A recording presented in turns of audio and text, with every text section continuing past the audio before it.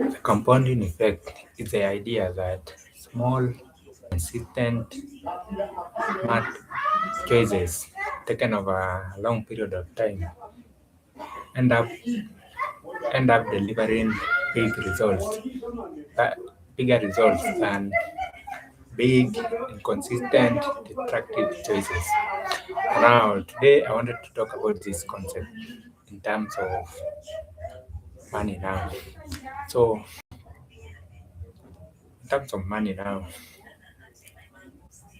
there are two ways that compounding effect works. So, either it can work for you or it can work against you.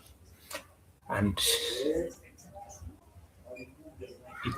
it seems very subtle, but when you realize the difference, you start noticing in your own life where the compounding effect is either working for you or whether it is working against you. So, one more time, welcome to the Elite Money series. And this is a series I started because I noticed that majority of the financial advice out there is doesn't make sense for entrepreneurs, and now that is why I started doing this series so that can be valuable to entrepreneurs, and now I can share the lessons I've learned about money from my times as a salesman, my times as a marketer, from my time as a fundraiser, and right now as an entrepreneur. So I'm your host, Samuel Kim, the founder and CEO of NK Elite. So NK Elite is an agency that is focused on two things: marketing and fundraising, copywriting, email marketing, and grant writing. Now, back to the compounding effect. So, as I have already mentioned, the compounding effect can be a blessing for you or can be a curse for you. So, a blessing in terms of it can work for you or a curse working against you. Now, let's first look at the compounding effect as a curse. So, this is whereby now the compounding effect takes you in the other direction, takes you down instead of taking you up. Now, so how does the compounding effect become a curse to you? In three ways. So the first way is that when you take on loans, like when you take on too much loans, and now when you also buy things on credit, you end up making the compounding effect work against you. And now this is because you are paying interest on that loan, you are paying interest on that credit, on that stuff that you have taken on credit. So this can be maybe it's a phone, a car, a house. So it doesn't matter what it is, but when you take something on when you buy something on credit now, you end up paying more than if you are paid for it in cash. And now that's because of this interest that I'm talking about. So the interest end up working against you, and now the way this shows up is that your expenses increase and your income is cut off by the expenses which have increased. The second way that the compounding effect comes across to you is if you spend everything that you earn. So this is where now money comes in, all the money goes out. Money comes in, all the money goes out. Money in, money out. So when you live in this way now, the compounding effect works against you. And now this is because now you are not even putting it into work. And now what how this shows up is that at the end of the day now when you look at maybe 10 years later, maybe 15 years later or 20 years later, when you look at where you are financially, you will notice that you don't have any savings and second, you don't have any investment. So this now puts you in a very tricky situation because now you are forced to work in order to get that income so that you can spend. So you find yourself in this loop whereby you must work so that you can get money, and now it becomes a vicious loop, especially if you wanted to do something different apart from what you are doing at the moment. The third and final way is that the compounding effect works against you is when you acquire liabilities that you think they are assets. So this by liabilities, what I mean is that liabilities are things that the moment you acquire them, they start taking money out of your pocket. So like every month you have to pay for that thing that maybe at one time you were told it was an asset, but if you realize that you have acquired something and every month it's taking some money out of your pocket, every month it's taking money out of your pocket, now you have to notice that what you have acquired is a liability, and now you have acquired a liability. What it means is that your expenses will be compounding. So your expenses will be going up because of the interest rate, and also because of the adjustments that are made to the liability. So majority of the liabilities, what happens is that when inflation goes up, there is an adjustment that is made on the liability that you end up paying more interest, and now this ends up compounding with time. Now that's all about the using, like when using in the compounding effect as occurs to you. So first one is by the first one is by spending everything you want. Second one is by I've kind of mixed them up. So I'll just mention them as they come to me. So the first one is taking on excessive loans and buying stuff on credit.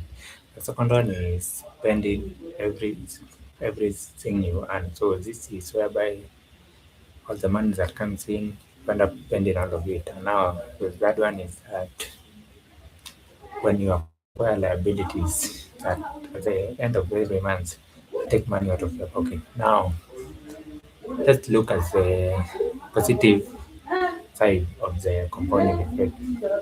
Now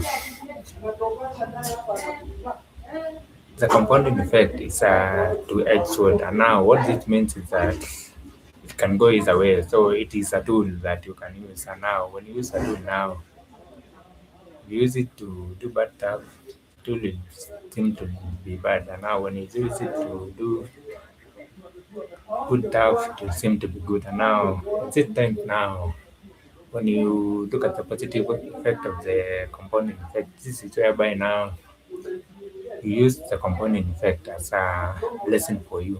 And now this is when now you use the compounding effect, like you leverage the magic of time. So use time to your advantage. And now there are three ways that it is the curse of the compounding effect, but now it is inverted, and now you reap the benefit instead of it, the compounding effect working against you. So this is whereby you turn it from against, and now you turn it into for you. And now the three ways are: the first one is when you limit the loans that you take personally and also professionally. So and now this goes for when you are an entrepreneur. So I understand that sometimes you find yourself in a situation whereby for you to bring your idea into reality, you have to take a loan so that it can be the capital for your business. So in this case, you don't have any option because you're taking the loan to put your idea into effect. And now, so that is one of the ways you can use the compounding effect to your advantage, so that at the end of the day, because you have invested in the business, the business will provide the income that you need to pay off these loans that you have taken. The other thing is by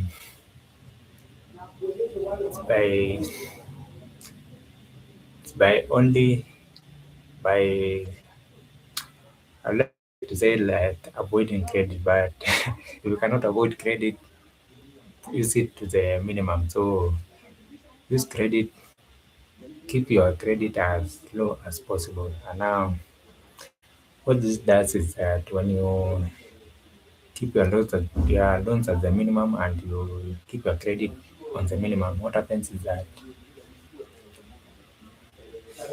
the interest that is accrued to that loan or that credit is very low. And now by it being very low, it end up costing you less than if you have a very big loan or if you have gone too much into credit. So that's one of the things to use the compounding effect to your advantage by only taking loans if it is necessary and by opting for cash instead of credit. If you cannot do that, you reduce the credit that you have at the moment. The second way to use the compounding effect of a blessing is that spending less than one. So this is the idea that you spend less than one an hour. The purpose for this is that you save that money that you it's in between the difference between what you have spent and what you earn. Use that difference to save it. And now when you save it, you use it to invest now, to invest in cash flowing assets. And now what end up happening is that at the end of the day, you, you have savings at the end of the day, you have assets, and at the end of the day, you are generating income from this asset. So your savings goes up, your investment goes up, and your income from this investment also goes up. And also your income in total it also goes up. So that is the second way to use compounding effect as a blessing. The third and final way is to acquire assets. Now, so you should be very careful because now in the using compounding effect as I mentioned that liabilities are stuff you buy and now which end up at the end of every month taking money out of your pocket. On the other hand, an asset is the stuff you buy that end up at every end of the month putting money into your pocket. So that is the main difference we need to know. So when you are considering buying something, if you like yourself like at the end of this month, at the end of next month, will it be taking money away from my pocket or will it be putting money into my pocket?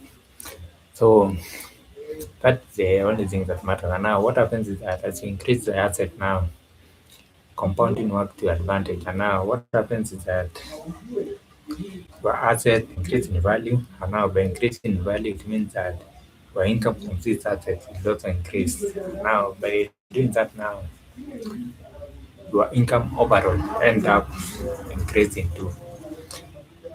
So those are the three ways to use the compounding effect as a blessing for yourself. So using the compounding effect as for you instead of against you. And now the three ways are only applying for loans, only taking on loans if it is strictly to for your business, if you are an entrepreneur or to buy an asset. The other thing that is not to the loan is staying away from credit. Like use cash and now if you cannot avoid using credit, keep your credit to the minimum. And now the purpose for this is to keep your interest low for every loan or credit that you have. Second way is by spending less than one. And now the purpose for this is to save so that you use that saving to invest. And also the saving can also provide security for you financially so that you don't have to worry about when the next income is coming in. And now the third and final way is to acquire assets. So assets are stuff that you buy that put money into your pocket. So instead of buying liabilities that you think are assets, and at the end of the day, they take money out of your pocket. Only buy assets that when you look at the end of the month, you know that they'll be putting money into your pocket. So that's all that I had for you today, and I'd like you to share in the comments whether right now when you look at your finances, whether you are using the compounding effect against you or whether you are using the compounding effect for you. So if you are using the compounding effect for you, you are using it for you, I'd like you to keep it up. But in case you have noticed that the compounding effect, you are using it against you. So like it is costing you, it is, but on the negative side of it, I'd like you to start looking at how you can shift from the negative side to the positive side of the compounding effect. So, as I've already mentioned, put in the comment whether the compounding effect is working for you or against you. Bye bye. Comedian.